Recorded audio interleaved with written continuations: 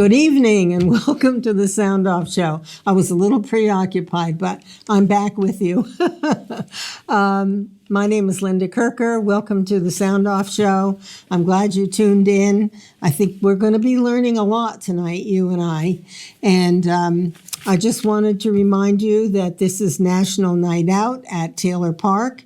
And I don't know how late it goes, but our police are the ones who put that on, right? Mm-hmm. And so we need to always support our law enforcement. So I just encourage you to check that out. The other exciting thing that's happening this Sunday, if you happen to read the St. Albans Messenger, today's edition, the Vermont Army National Guard is having a big, exciting event at Taylor Park on Sunday, beginning at 11 o'clock. And they're taking over the park. They're going to have a lot of history about, we're going to be learning about Vermont's Army involvement in the past, in the Revolutionary War and so forth. I'll just read a little bit of this to you. Let's see. Cavalry troopers of the Guards local chapter, the 1st Squadron, 172nd Cavalry Regiment, plan to conduct a live narration of their unit's history, including both current members and local reenactors. That means recreating events in the unit's history from the Revolutionary and Civil Wars to the World Wars, all the way up through the recent Iraq and Afghanistan wars. Operations Officer Zach Fike told the Messenger, "We have guys on horseback, guys shooting blanks, as well as food and music." That live narrative begins at 11 a.m. on Sunday.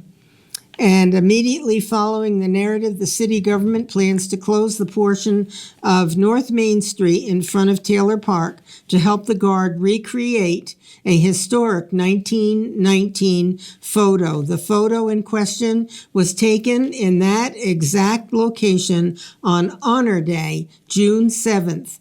The panoramic photo shows the Guard unit surrounded by city residents. The Guard urges city residents to bring families and friends for the photo, the staging of which begins around 12 noon. Fike said, "We're hoping that's going to last another 100 years." Fike told the Messenger the Guard has invited George Parker Conger's third grandson to the celebration. Those familiar with St. Albans history will no doubt recognize Conger as a Civil War veteran who began his career in St. Albans Ransom Guards, a local militia. There's more here, but I don't want to read the whole thing. But Fike did say that the armory, right on Fairfield Street, near the high school, has been kind of closed door for a while now, sort of disconnected from the community. But Fike said that that's changing. He told the Messenger the local armory is getting back to our roots. An example Fike shared of how the Guard is doing so is by literally opening those previously closed doors. He said the armory's doors are now open during the daytime so any resident can wander in and interact with the Guard. And I've been known to do that several times. I feel comfortable there because when I served with the Vermont State Guard, that's where we had our drills. So I'm just very comfortable marching myself in there. So anyway, I urge you to come to this on Sunday and educate yourselves and learn more about Vermont's history and our Vermont Army National Guard and their precursors. So with that, I'm excited about that because I'm a big supporter of our sounds like a good time. Military, absolutely, and an education for our young people as well as the rest of us. Yep. So folks, I want to introduce my guest. I'm sure you probably know who he is. His name is, what is your name? It's Corey Parent. Yes. Vermont State Senator for Franklin County and Alburgh. And you're on your fifth year coming up. Well, I'm on my first term in the Senate. I was the state representative. That's right. For St. Albans City and Town for 4 years. That's right. Yeah. Prior to you moved up. Well, I don't know if it's moving up, but well, it's definitely different. It is different. It's a lot smaller group to work with, and some people say they prefer it because you have to deal with less people and.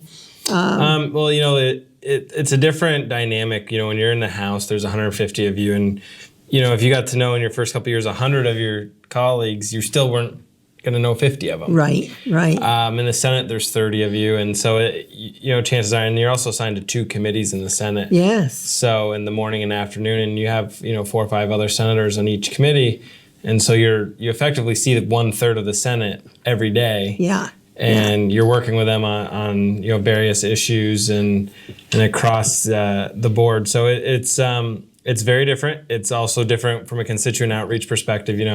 I was someone who always prided myself on being able to go talk to all my constituents at their doors. It's a little harder in the Senate, but we're doing our best to get out to as many select board meetings as we can, coming on shows like yours and being out in community events to be visible and allow people to talk to us about the issues that they feel are important to the state of Vermont. I mean, you're a representative of the people. Correct. And the people voted you to do that. Yeah. And so, yes, you and you have a responsibility to be accessible and visible, but also we, the people, have an obligation to reach out to you when we have concerns about specific issues and let you know how your constituents feel. Right, and it's good, we're a 2-member Senate district, so I represent the district along with Senator Brock, who couldn't be here tonight, but sends his regrets. But him and I are a great team, and we do a really good job. If it's an issue that's in one of our committees, we're pretty good at sharing information and what's going on, and we keep in touch on what we're both hearing around the community. So then you both get educated about 4 committees instead of just 2, exactly, which is great. How many committees do you think there are? There are 30 legislators. I think there's 10 or so. There's more than 10. Well, just a guess. I think it's 12. Okay, I could name them. But I think there's about 12. You have it, in the morning you have transportation, natural resources, economic development, agriculture. You have, I'm trying to think what else is in the morning. Breakfast. And then in the afternoon you have education, finance, appropriations. We have our education. Yeah, so we have quite a few. So there are enough. Yeah, there are plenty. Well, and you serve on natural resources in the Senate and also the Education Committee. Yep. And Senator Brock serves on economic development as well as Senate Finance. So we have a pretty good breadth of policy and financial committees that both of us serve on and are able to speak loudly for the people of Franklin County and Alburgh. Yeah, those are they're all important committees, but economic development, natural resources, we have a lot of issues with that. We certainly need economic development in this state. Yeah. When I'm sure you've seen when you're out and about, even Rite Aid now has at their entry has a big poster that they're hiring. Yeah, 20 minutes ago, I was just at the local paint store picking up some paint, and he was asking me if I knew anybody who wanted a job. So, everywhere I go, and I see a lot in my day job. I do commercial insurance sales, and I'm out talking businesses all day long, and everyone's looking for employees at this point. It's tough to find good employees right now for a lot of employers. It is, and when you say good employees, that's the key word, because we do have huge problems with drug use, and that's huge, and it affects an individual's work ethic many times and commitment to the job. And we also, I was talking with a roofer who said he'll hire a young man to help. You know, it's heavy duty work. Whoa, we have a call. So someone is reaching out. Welcome to the Sound Off Show. Good evening to the Republican show. Hey, you're half Republican too. How are you doing tonight? Not too bad, not too bad. I didn't catch you last week because some of us still have to work part-time because our taxes are too high in the state of Vermont. And I hope the people that represent the people in Franklin County and the state of Vermont this year go down to Montpelier and say, look, you know, we got to control taxes because when the governor says that we ain't taking enough revenue in to pay our bills, you got to cut. Cut the bills. Cut the bills. Cut the bills. You know, I'm talking about the budget for the state of Vermont. Yes, I know. But I think when I left, I could be wrong, but I think when I left the House of Representatives in Vermont in 2005, the end of the 2004, what do I want to say? So the biennium. Biennium, thank you. I believe. Memory loss. Yes. I'm tired. That's what's wrong with me. But I think our state budget was around $3 trillion. Is it $3 billion? Could have been. I don't know. Now it's six. Yep. And you know, a good chunk of that's federal dollars, but unfortunately, you're right. You know, state spending's grown. It has slowed in its growth in the last few years, but it doesn't mean that taxes still aren't an issue. You know, we have a majority in the legislature who like to raise taxes. We had the House of Representatives this year passed, they won't call it a carbon tax, but it was pretty close, a couple cent increase on home heating fuel and everything. And we only had one Franklin County representative vote for that, I believe. Really? And then the Senate didn't even take it up because we thought it was ludicrous. And the Senate is controlled by that same party. So it goes to show that some people just want to be out there to raise taxes, quite frankly, just to raise taxes. That would be the Democrats. At least the House some Democrats. What was that? And some Republicans. I don't think any of us wanted to raise taxes this year. If there were taxes that were raised, stuff was a necessity. The only one that I do know the governor proposed that did pass was the tax on e-cigarettes, and that was done more to get people to stop using them than to actually raise revenue. That was probably the smartest thing they did down in Montpelier.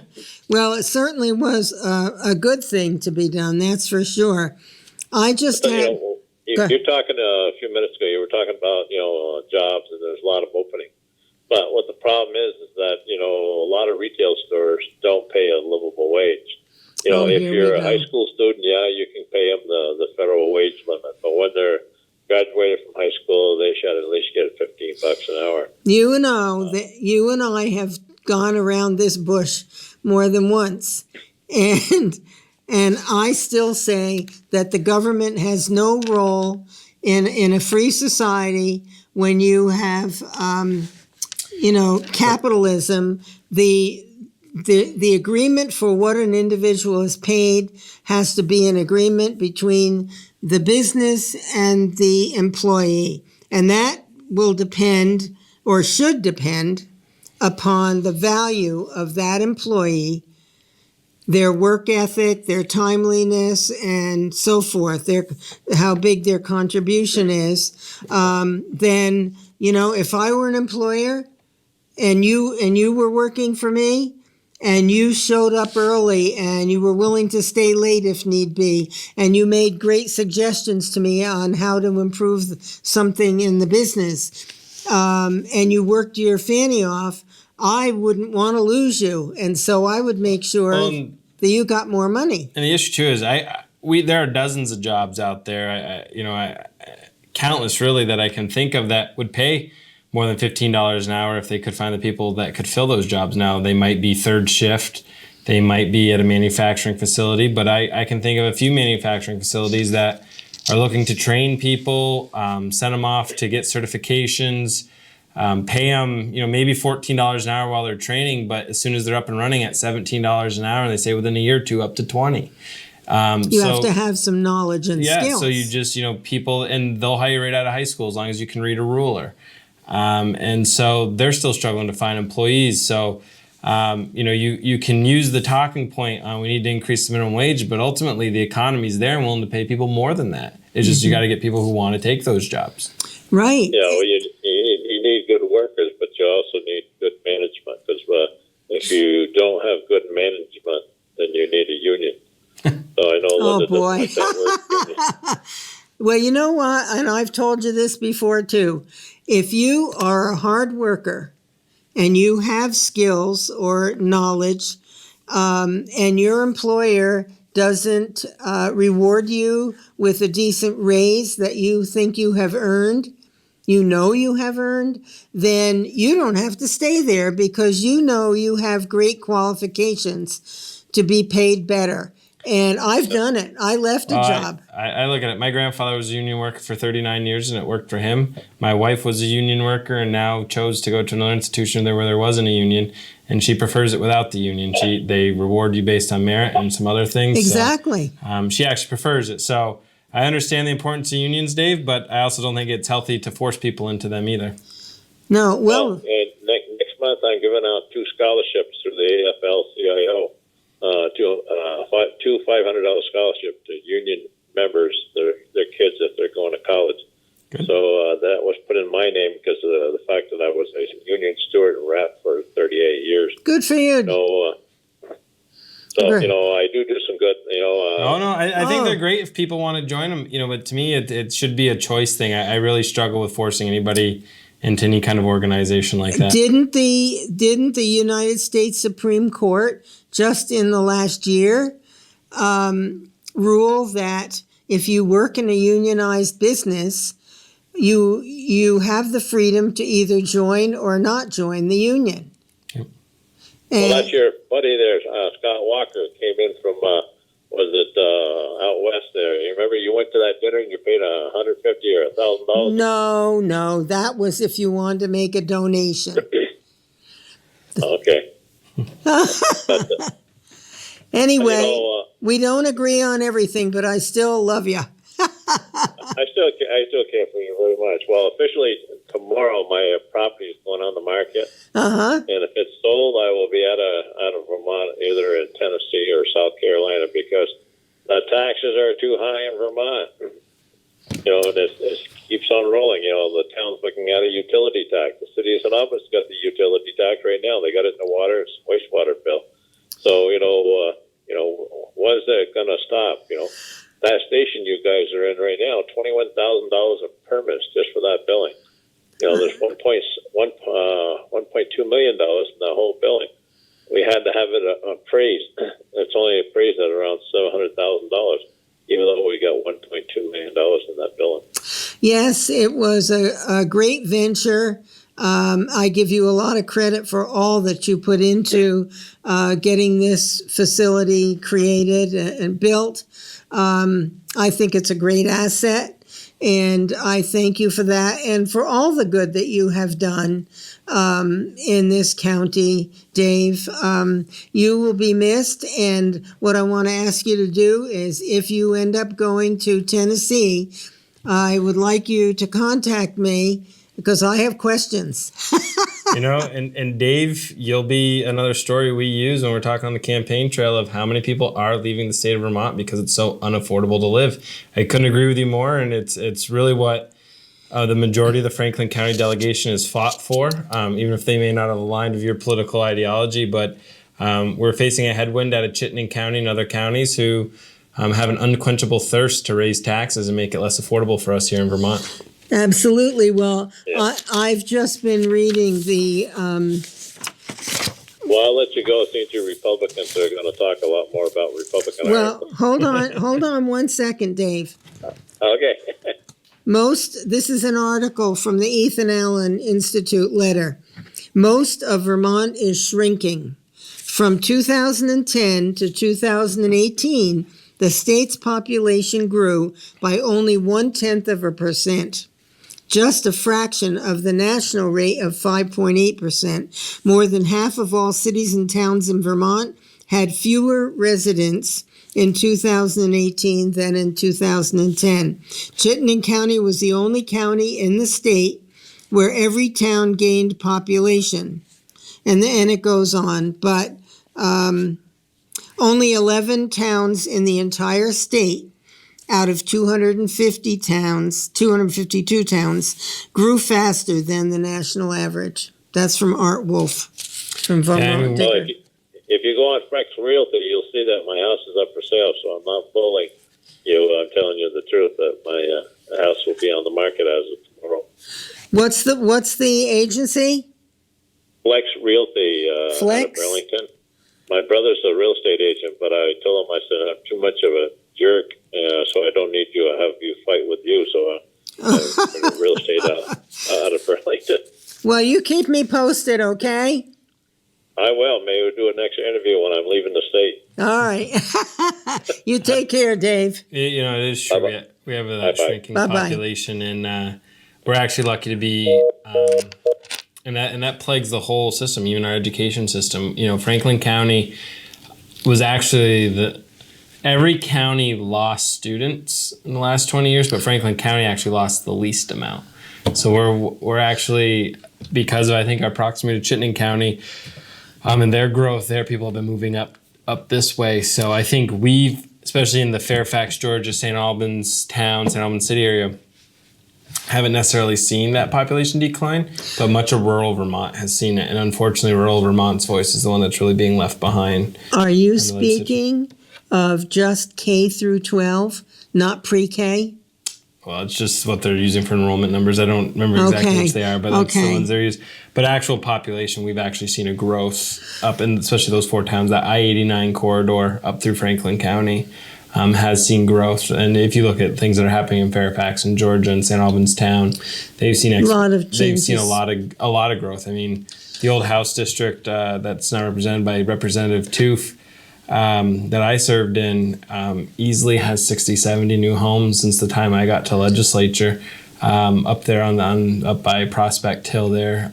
So, this community is growing and that's good. But again, I think it's a driving factor. St. Albans Town and Georgia actually tend to be more affordable than Chittenden County, and so people have moved. People like Georgia. Quite a few houses have been built there too. Georgia, Fairfax, like I said, St. Albans Town have seen a lot of growth in single-family homes. Freedom of choice for high school in Georgia, and it's in close proximity to Burlington if you work there, right, or St. Albans if you work there. Absolutely. So, and it's rural. Right. It's really, I live there. I love, a lot of. Georgia's a great town. Yeah, it is. We were just talking, let me see, about public education spending. Just to summarize, actual K through 12 education expenditures increased by $96 million between fiscal year 2016 and 2018. $96 million increase in 2 years.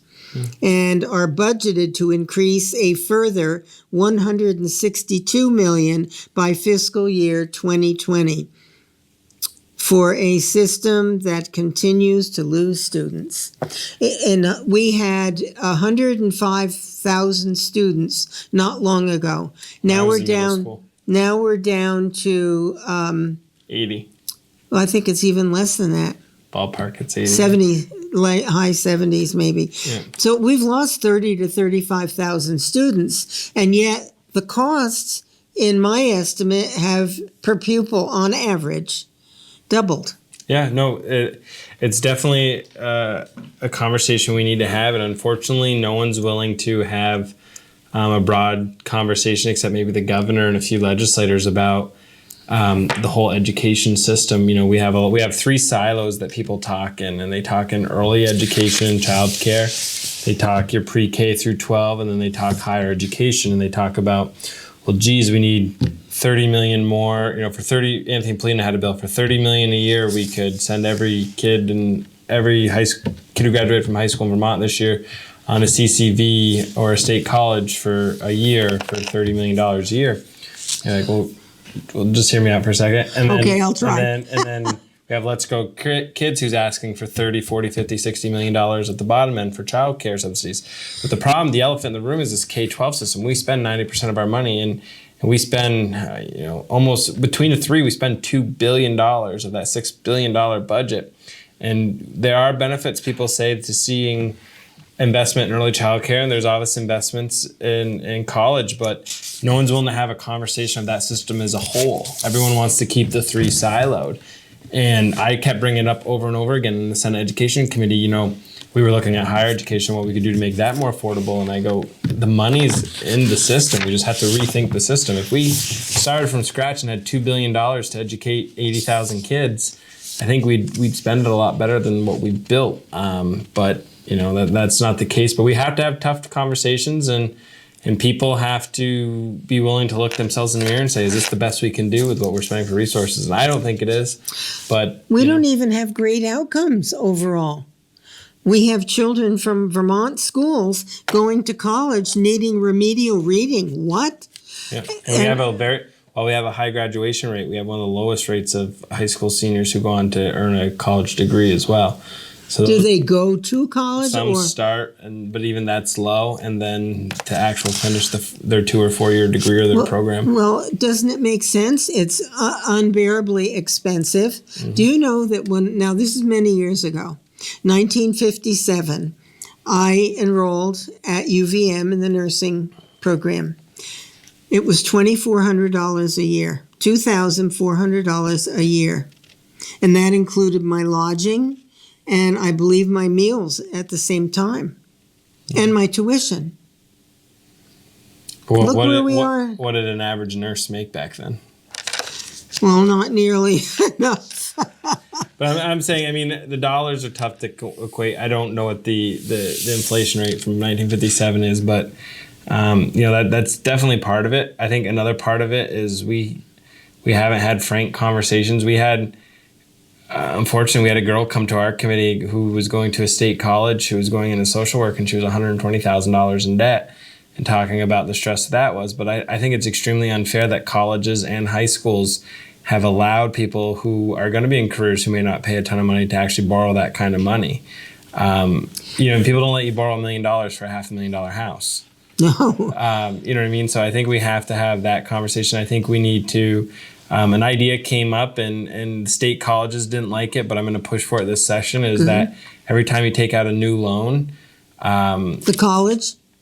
Every time you take out a new loan, the college and the financial institution has to send you how much income you have to make in a month to support that loan. So people see, if they take out a loan their freshman year, geez, I'm going to have to make $50,000, $60,000 a year to afford this loan. Am I going to get a job that's going to pay that? Maybe not. Maybe while they're still in school, they can make an adjustment to their program. That's the issue too. It's people got to match the skills they're gaining to what opportunities are out there. Definitely. And my 2 grandsons ended up with a lot of debt. But is anyone going to look into why the cost is so high? Yeah, there's a lot of reasons. Some of these are private institutions, and necessarily we can't regulate what they're going to charge. But the college pricing is so difficult. They use a model. It's called, ultimately, in economic terms, it's called price discrimination. They raise the price as high as they can because they want you to pay. They want each person to pay exactly what they can, quote unquote, afford for college, and they have a formula that figures out. So most people don't pay if you see a sticker price of $50,000 a year, don't pay that $50,000. They pay somewhere between $50,000 and, let's call it, $0, depending on what their families come from. But the families that can afford to pay $50,000 pay the $50,000, and so on and so forth. So it's not a rock solid amount, even though it's a lot advertised as that. Yeah, it's a lot like buying a car. No one's ever really paid the sticker price. It's always somewhere. Well, if you know how to negotiate. Yeah, but ultimately that puts some families at disadvantages and people who haven't gone through the process at a disadvantage. I do think we need to do more to be clear, and I think there's more that we can do to make it affordable. But again, it's reimagining our whole education system.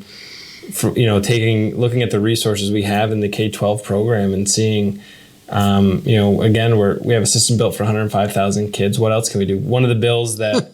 One of the projects I was able to help champion of the governors through the whole process and get passed was we're really working hard to allow Vermonters to earn their associate's degrees at tech centers, like a full VTC associate degree at a tech center. And that's critical because they can they may earn the first year while they're in high school, and they may live at home with their parents for another year while they're going back to their tech center for quote unquote a year 13, earning that while not having to pay room and board and paying a very limited tuition piece. So we've got to look for new creative ways, especially out in rural Vermont, to connect. Competition is a good thing in a capitalist society. It lowers the price for the purchaser because there's somebody out there, working their figures too, and they all want to make it so that you can go there to their facility. As you may know, my grandson, Eric, went to VTC. He didn't want to go to college. Mm-hmm. He's very careful with money, and like his grandmother. And maybe I taught him that, I don't know. But he and I were talking when he was in high school. He was working at the hospital, whenever he could. And one day we were talking, and I was mentioning college, and he says, "Oh, I don't want to go." And I said, "Eric, you're way too smart. Excellent student, hard worker." I said, it doesn't make sense for you not to go to college. Why? He says, "I don't want the debt." I said, "Well, I can understand that, but I think you're smart enough, and with your work ethic, I think that you will be able to pay back your loans." So he finally agreed to go for 2 years for his mechanical engineering degree. They had him tutoring other students. Yep. I don't know if he got anything for that, probably not. I don't know what the arrangement was. And then after the 2 years, well, maybe I'll go 2 more years for my electrical engineering. So he did that. Yep. And now he's, 32, I think, 31 or 32. I can't remember between the two of them. And he's the manager at an international business that does robotics and all of that. It just amazes me what you can do if you're hardworking and dedicated. And, I'm sure he gets paid well. I don't know what he makes, but it's just one of those stories, not wanting to go because of the cost. Yeah, no, absolutely. And I mean, it's a broader conversation because he's on that one end of the spectrum. Then you have the folks who don't think about the cost until they're out. And to get back to our public education system, it's really a need for financial literacy. I mean, we don't really teach kids much about checking accounts, about credit cards, about getting a mortgage, about their credit. Yeah. And how to use checkbook, how to use a checkbook. The importance of, compound interest and what that means. It's good when it's working for you. It's not good when it's working against you. Right. Just a lot of those concepts. And sometimes debt's a good thing if it can help you, buy an asset or something that, you can use later on. And sometimes, it's not. So it's, there's a lot of stuff that, a practical skill that, is definitely missing too in the system. Maybe in their junior or senior year, after they've learned to spell, to create a reasonable sentence, to do basic math. And yes, we memorized in the good old days the times tables. 8 times 8, 64. 9 times 9, 81. And I see young people who are working as a clerk in a store, and when they have to figure something out, they're going, so I do it for them. But we had to memorize everything out through 12 times 12. You did? Yeah. Good. Up to 12 times 12. Good. The one that 144? Yeah. we But set those little 100 problems. How many can we get done in a minute? Yeah, that's using your brain instead of being told to go to the computer and find it and the computer figures it out for you. We have to have our young people using their brains. Yeah. Maybe that computer won't be there someday, but you still have to figure it out. Yeah. You know? Anyway, we talked about government-run PreK, and that's what we've kind of arrived at. I was very upset when the government, I don't know if it was local or state, but the government determined that the private daycares that were running well, and to what I understand, they had so many requirements put on them, demands put on them, it was going to cost them money that they couldn't afford, so they just closed down. Yeah. And I think it was intentional to get the children into the school system. Well, I don't disagree that it definitely had unintended consequences. And, the way I look at it is a lot of these 4- and 5-star programs where kids go tend to be larger daycare centers, if you will, not the old-fashioned in-home or something. My wife and I have a 1-year-old, and we actually have an in-home system because we want that more one-on-one attention, and he's there with maybe half a dozen other kids, and the young mom that we go with, and it's it works more personal. It works out great for us, but I think she's a 3-star, and people will sit there and they grade the quality. But what does that mean? It's just a rubric that the state has, but I think it's wrong because people will consider that not a quality daycare option, and we sit there and go, and she knows his name, she knows everything about him, she spends a lot of time with him, he knows all the kids play with him, he's learning, doing all the things, and we watch. That's a great age. We care as parents to make sure that everything's going well, but that's the issue. Well, we have to have some of that ability, but I wouldn't want my kid in a place with 20, 30, 40 kids. That's just not what we wanted for our child. No. And those actually were more expensive than the option we went with. So, there's a balance, and I think, I think government coming in and saying you need this, and this, it did drive out a lot of people who had, they'll say, well, you need to have a master's degree. Well, you have 30 years of experience. Maybe you don't need the master's degree. Maybe someone coming out of school now needs a master's degree. Why is it the government's job? Leave us alone. Let us make our own decisions. Yeah, I think, part of it is they want, there are definitely safety standards. You want to make sure if you have kids in an environment that I do understand. But the parents make those decisions. Right, but there are sometimes things parents don't think about, like we do. The state does require now lead testing in there and to post those reports. And, parents might not think to ask, have you had your water tested? I get some of those things, and you want to make sure that they've had background checks and stuff like that. So I do appreciate some of the stuff, but like anything, there's a balance, and balancing what's appropriate and what's not, and what can make something affordable or unaffordable is key. Yeah. Well, this article in again from the Ethan Allen letter. Says reasoning behind government-run PreK just blew up. The House and Senate Education Committees got a preview of a report from the Agency of Education on Vermont's pre-kindergarten program, the final version of which will be due in July. 2 interesting bits popped out. One was that research has found no or a limited relationship between educators' level of education and child outcomes.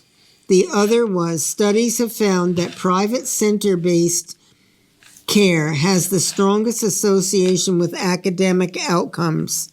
This is huge. It demonstrates that the factors advocates say is necessary for high-quality child care aren't necessary at all. Excuse me. The argument has been that for pre-K programs to benefit kids, they need better educators educated teachers and oversight regulation by the public school system. Nope. No, that was a study. I remember we had a joint meeting with House Education. I remember, and I think it. Again, the final report hasn't come out to us as a committee yet. I'm sure it's been submitted, but we haven't been briefed on it yet. And some of the numbers were showing that, if someone has a master's degree or not, it doesn't actually impact the quality of the product the kid receives. And they were finding that versus going to a pre-K in a public school versus pre-K at a center, that, it wasn't over. Actually, the centers produced a little bit better. So I think, like anything, we got to check our biases when we go and have those discussions and see what's best. But again, we don't want to overregulate one way or another. If a family can be in a better place, or the families, to me, especially in the first couple of years, it's all about who the family's comfortable with and someone who works with the kids. Yes. You could be brilliant and have the highest degree possible, but not have those soft skills that you need with the kids. Yes. Exactly. Exactly. Yeah. And so I say if the government gets out, except for the fact of a couple of things that you mentioned, but if they incorporate laws that if I were a home care provider for little children and I had to build this and all these expensive things, you're going to put me out of business. Yeah. And it's not up to the legislature to say, well, then the taxpayers have to pay for that expensive stuff, when it really doesn't affect the safety or the quality of that child's opportunity at that home. Okay, I guess we've beaten that to death. Anything in particular that you want to bring up? No, I can keep going if you're going through your list. I mean, generally, I'm on to update folks what's going on in Montpelier and things. Okay. I know one actually I will bring up is this Thursday, the governor's going to be up at the St. Albans Town Park, and he's going to be signing a clean water bill that we did this year. I know water quality has been on the minds of a lot of folks. I've gotten a lot of emails on it this summer, and it hasn't been a great summer for water quality, but we've had a couple projects launch, one most notably in Lake Carmi, with the aeration system, and that seems to be going well. But it's a pilot program and a study, and we're going to see how it works out over the next couple years. Was there a great cost for that? It was pretty expensive. Yep. And the local town's putting up some money, and a local landowner had to donate part of their land for the generation system, and the state park had to give up some land. So absolutely had some cost to that. And something that really, Lake Carmi is actually the biggest example of that in North America. So when people go, can we apply that to Lake Champlain? Well, Lake Champlain's a lot bigger than Lake Carmi. That's just what I was going to say. So we have to, understand that it might not be a solution in every water place, but we did change things this year. So, backdrop on water quality, a lot of people go, when's the legislature going to take it seriously? What are they doing? When I got elected to legislature in 2014, so I started in January of 2015, so we're talking 4.5 years ago. That budget, we were spending less than $10 million, about $5 million on water quality. Ever since, we've increased up to the point in the last couple of years, we've spent between $50 and $60 million in water quality. Every year? Every year. We ramped up. So it's ramped up, not every year since then, but it's ramped up to that in the last couple of years, have been in that range. Now that's been transportation projects, that's been funding local projects, it's been funding studies, it's been hiring some staff to help with some of the regulatory stuff, it's been writing some of the regulatory stuff. And people got to remember, the bill that Governor Shumlin, the big water quality bill we did back in 2015, wasn't signed into law until the summer of 2015. By the time they wrote the rules and funded everything, it was 2016. So we got summer 16, 17, 18. We're on our fourth summer of working on that. So when people talk progress on water quality, it's going to take decades before we really see any, and we're in summer 4. What we did do that I thought was really critically important is we're pushing the money back more to the local level. Before state, all these projects and all these grant applications would come into the state, and the state would fund them based on the information they had, and some were probably good projects. And I mean, they all have their benefit, but maybe some weren't as needed as others. What we've done here is separate the state so that we're going to give each region basically a budget of phosphorus removal or nutrient removal, whatever, depending on their watershed is. And we're going to give them the money to do that. And those decisions where they're going to spend that money is going to be made at the local level. So in Franklin County, think of our regional planning commission who might do that. Now, who's involved with that? Every one of our select boards. They do some of the road planning when roads get done, and they're involved with a lot of infrastructure projects. And so that money will come down to that level. And from there, they'll award it out to Friends of Northern Lake Champlain or, the Farmers Watershed Alliance, all these other groups that do that. And so generally it's to get the money better spent down to the ground. Another thing we did in that bill that what I pushed for and got people to agree is when we were taking testimony on how money spent, the state would give money to this group. This group would take 10 or 15% for administrative costs and then get sub-granted out. And each one of those groups would take 10 or 15% for administrative costs. Mm-hmm. Well, the state already had its administrative costs. So we had 3 layers of administrative costs coming out of water quality dollars. What we've done now is the maximum amount of money. I wanted 10%, but it did get bumped to 15. Total of all the money can go towards administrative costs and planning. Not for each entity, but a total. Total of all the money being spent. So that should get more money into projects and instead of what I call bureaucrats' hands. And so, are there people in Vermont as part of the project looking at what's happened in other places?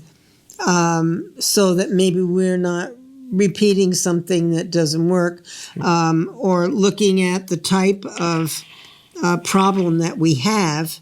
I mean, is every body of water in Vermont polluted with the same organisms? Or on this side of the state, it tends to be phosphorus. We have a phosphorus problem. On the eastern part of the state, we have a nitrogen problem. And each watershed has its own little variants, and maybe they've got multiple problems. So that's why we broke this money out into basically watersheds. And we'll prioritize various watersheds and ones that may be upstream, because if you can clean upstream, it might be cheaper than a problem that compounds all the way down. Mm-hmm. So we're working on that. We're looking at new concepts. We've been in touch with folks from the Chesapeake Bay restoration projects, and they've done a lot since they've been working on it since 2006, and they've seen some progress. We know Lake Erie. We've looked to what a couple lakes in Canada have done. Really, we're the whole world, especially North America, but we're experiencing this, and so we're not alone. When did this start? Depends on the watershed, but I mean, ultimately, the Lake Champlain problem started back when we clear-cut the state back in the 1900s. Excuse me, we have a caller. Hi, caller. Welcome to the program. What's on your mind? I want to know why Corey voted on the abortion bill. Which one? And why? So there were 2 abortion bills. I voted against H57, which was the bill to make the law there. I did vote for Prop 5, and what Prop 5 does is allows the voters of Vermont to have a say on the issue. It'll go to the ballots in 2022, and Vermonters will be able to have a say on whether they want to allow abortion to be a constitutional amendment or not. I'm someone who understands a woman's right to choose, but I'm also not someone who doesn't think there should be some balanced restrictions on it as well. But I was against H57 because it didn't have any of those issues there. It went way beyond Roe v. Wade. Prop 5, again, it allows Vermonters to have that debate and to vote themselves on the issue how they see fit. And I think that's appropriate for everybody to have a say on an issue that important. Well, I don't quite feel the same way as you do, but if you had a daughter and she was pregnant and she did not tell you and she went to have an abortion, what would you say? Well, that's why I voted against H57. I believe in parental notification. Absolutely, I do too. That's something, I have a 1-year-old. Abortion is something I would never consider, but, there are times, in the extreme cases, rape, incest, a number of other, issues. If sometimes some of them are medically needed, if it's not a viable fetus, that I don't want to limit those situations, but I do think, we often look at things in simplistic terms, but H57 was a broad, no restrictions or allows them, and Prop 5 is actually a little closer to Roe v. Wade, and what Roe v. Wade does is it breaks a pregnancy into trimesters, and where is there a compelling state interest to protect a fetus, and especially in the third trimester, that's ultimately where most of us believe that or at least I do, where abortion is not acceptable if it's a healthy fetus. Third trimester seems like a little off there. Yep, if I could interject, Sure. one thing that disturbs me immensely is that the hospital in Burlington, a place for healing and life-saving, now has an abortion clinic. I just cannot accept that. I wrote a letter to a woman who's a high-level executive there at the hospital, and I've said this on the show before. Many years ago, I was an RN at the hospital there, and proud to be so. And I always thought of the hospital as a place for healing and life-saving, and to think that the hospital is now doing abortions just disturbs me immensely. And I'm hoping, frankly, that they pay a price for that. Yeah, and I mean, ultimately, all of you will have a say at, with my vote on Prop 5, you'll have a say on whether you think, on your feel, we'll be able to see what Vermonters feel on the issue. And, like I said, I voted against H57, but I did vote for the Prop 5. Thank you for your call. Okay, thank you. Appreciate it. Bye-bye. Okay. Any other, seatbelt enforcement. Let's see what else. The fuel tax. It didn't pass the Senate. That was the one I averted to. Which one? The fuel tax. There was one that went to the House but never made it through to the Senate. Weatherization. Mm-hmm. All this talk about weatherization. Tell me this. I don't think that the state should have any say or control in forcing the taxpayers at large to pay for someone else's building. If I owned a building, I wouldn't expect you to pay for me to make changes, whatever kind of changes. Mm-hmm. If the state wants to force me as a building owner or a renter, whatever, having rental property, and they want to force me to make changes, then first of all, I don't agree with that. I think that the government should stay out of it. All of these environmental things, I just say, get off my property, get out of my car, get out of my kitchen, leave me alone. Well, in a lot of places where we invest in weatherization is places where we actually are probably publicly funding their heating. We should not be doing that. For LIHEAP or other programs to help low-income folks. So from a strictly investment, if we could spend a little bit of money and save on what we're paying for fuel in the long run, and there's other benefits. I know within state government, we're looking to invest in making sure all of our buildings, the state government's buildings, are weatherized and of course they as are. Efficient as possible. But ultimately, that can lead to savings to taxpayers down the road. Those savings take a decade plus, but at least those are on public buildings. They were looking to raise taxes to increase that funding this year, and we were able to fight that off in the Senate to increase the tax. We didn't increase the fuel tax. I know a lot of people have said to me, gosh darn it, usually more colorful words than that. You guys raised my fuel tax again. And I go, the House did, but it never got through the Senate. We were able to stop it. Stopped in my committee. Senator Brock was able to keep it at bay in finance, and then the governor, I believe, would have vetoed it anyway.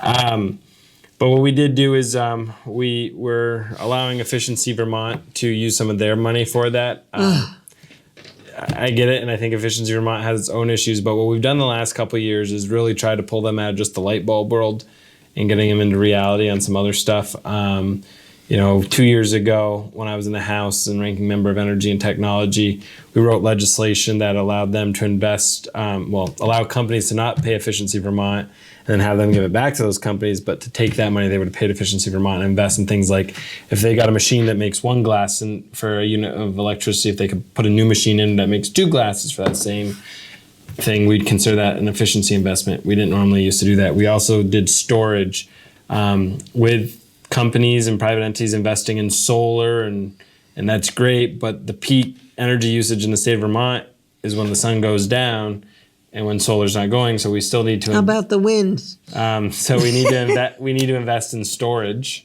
of energy. So we allowed them to use some of these efficiency dollars for that. So we're expanding. I mean, I don't think we're ever going to see a repeal of that. I think Vermont's, we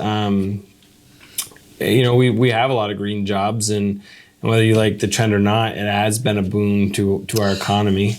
Our economy in Vermont is greatly due, the income that comes into the state, a great amount of it is from tourism. Mm-hmm. And I want to know how many people are going to come to Vermont to look at solar panels. Right, but you can put solar panels on things that people don't see, like roofs. Oh, I see those. Yeah, but roofs don't look great anyway. I don't think shingles they look great. A lot better than those. We won't have an argument.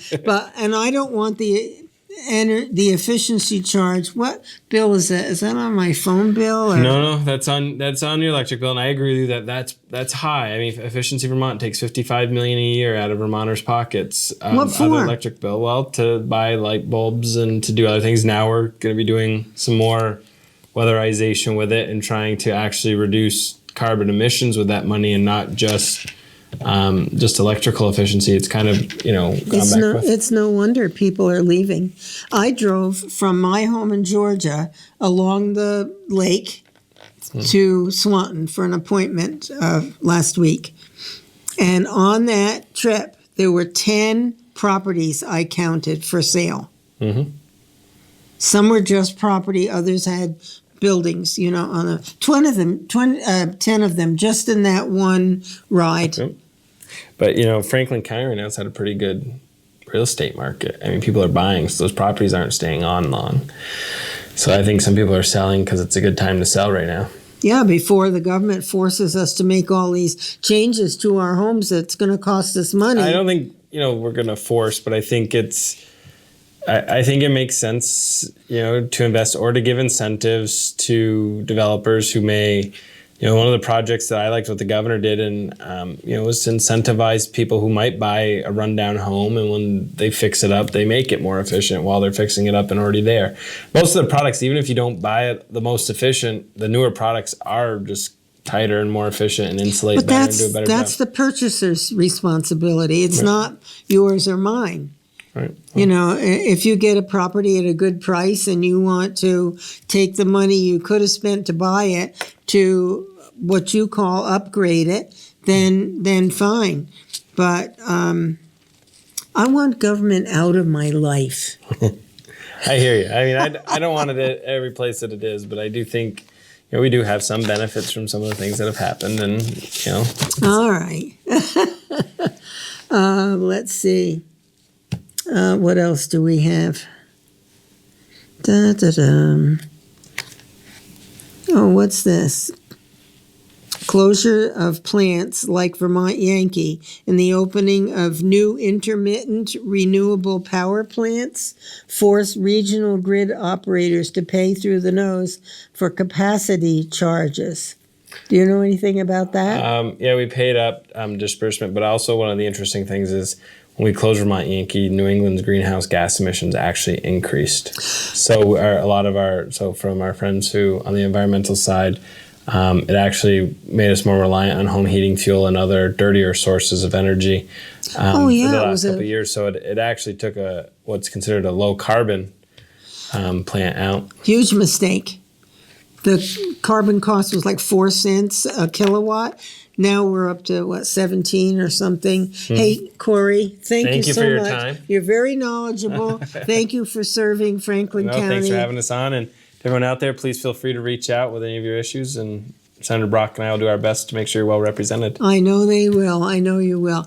Okay, folks, that's it for tonight. I'll see you again next week. Don't forget Sunday, the Vermont Army National Guard in the park in St. Albans. See you then. Bye-bye.